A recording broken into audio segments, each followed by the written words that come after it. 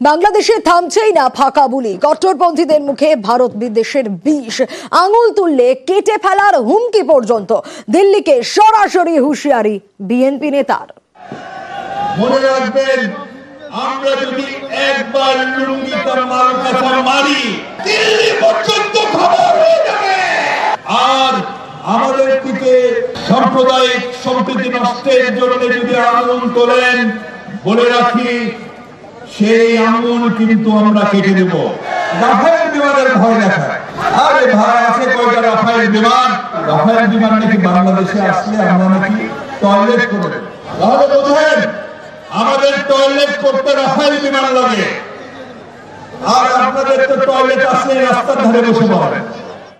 আর বিরোধী আওয়ামী লীগের পর এবার একে একে বেসুরো হতে শুরু করেছে শরিকরাও। ভোটের রোডম্যাপ অযথাই টেনে হিচড়ে বাড়াচ্ছে তদারকি সরকার। দাবি খালেদা শিবিরের। আরো ডিটেল মৈত্রেয়ী জানাতে পারবে। মৈত্রেয়ী, অর্থাৎ ঘরের মধ্যে সাঁড়াশি চাপে ইউনূস সরকার।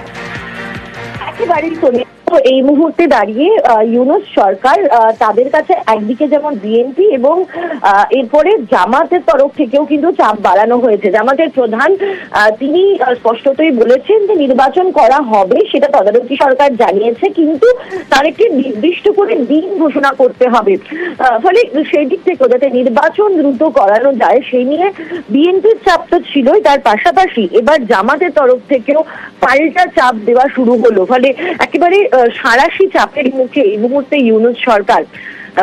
সোনিয়া, বেশ, মাননীয় প্রধান উপদেষ্টা বলেছেন আগামী বছরের শেষে অথবা তারপরের বছরের মধ্যখানের ভিতরে একটা নির্বাচন অনুষ্ঠিত হতে পারে। ইতিমধ্যে নির্বাচন কমিশন গঠন হয়েছে, আর তিনি নির্বাচনের ব্যাপারে ইঙ্গিত দিয়েছেন, সুস্পষ্ট কথা এখনো বলেননি। আমরা বলবো ক্রমান্বয়ে সুস্পষ্ট ঘোষণাটাও দিয়ে দিন। ঘোষণাটা হলে এদেশের মানুষের মধ্যে একটা আস্থা তৈরি হবে যে এই সরকার আবার মঈন ফখরের সরকারের মতো নতুন দল গঠন করে ক্ষমতায় বসার অভিলাষ প্রকাশ করবে না।